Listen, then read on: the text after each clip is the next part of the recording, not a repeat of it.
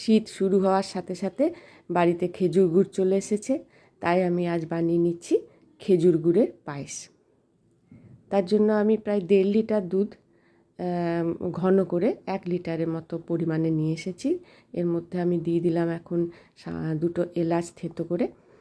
এবার আমি এই দুধ থেকে সামান্য গরম দুধ তুলে নিয়ে পাটালি যে খেজুর গুড় নতুন ঘরে রয়েছে, নতুন আনা হয়েছে, তো আনা হয়নি, একজন দিয়েইছে, যাই হোক, তো সেই গুড়ের মধ্যে আমি এই দুধটা থেকে সামান্য পরিমাণে নিয়ে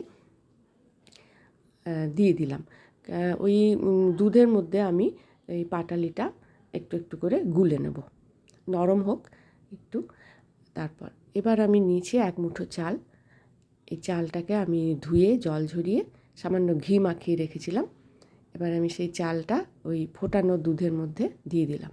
দুধটাকে আমি ঘন করে নিয়েছি, ছবি দেখে বোঝাই যাচ্ছে। এবার চালটা ওই দুধের মধ্যে সেদ্ধ হবে। এভাবে নাড়তে হবে কন্টিনিউয়াস, না নাড়লে কিন্তু তলায় লেগে যায়। যদিও আমি আজকে ননস্টিক কড়াইয়ে আমি রান্নাটা করছি, পায়েসটা রান্না করছি, তো আমি তাও নাড়ছি, যদি তলায় ধরে যায় তাহলে ধরা ধরা গন্ধ ছাড়বে। এ তো আমার বেশ কিছুক্ষণ পর আমার পায়েসটার চালগুলো সেদ্ধ হয়ে গেছে, দুধের পরিমাণও কমে এসছে। এবার আমি এর মধ্যে এটা বন্ধ করে দেবো, এই গ্যাসটা বন্ধ করে একটু ঠান্ডা করে তারপর আমি এর মধ্যে ওই গুড়টা ঢালবো। যে গুড়টা আমি দুধের সঙ্গে গুলে রেখেছি, এই যে দেখাচ্ছি আমি, এই গুড়টা আমি গুলে নিয়েছি, চামচ দিয়ে দিয়ে আমি ওর মধ্যে মিশিয়ে নিয়েছি।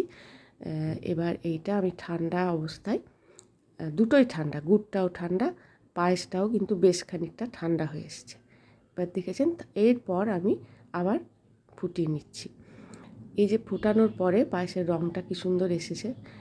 এই পায়েস থেকে আমি এবার খানিকটা তুলে নিয়ে ঠাকুরের জন্য রেখে দিচ্ছি, কেন কি বছরের প্রথম নতুন গুড় দিয়ে পায়েস বানাচ্ছি, এবছর প্রথম হচ্ছে এই শীতে, তো তার জন্য আমি আগে ঠাকুরের জন্য খানিকটা তুলে নিয়ে তারপর আমরা নিজেরা খেয়ে দেখব কেমন হয়েছে।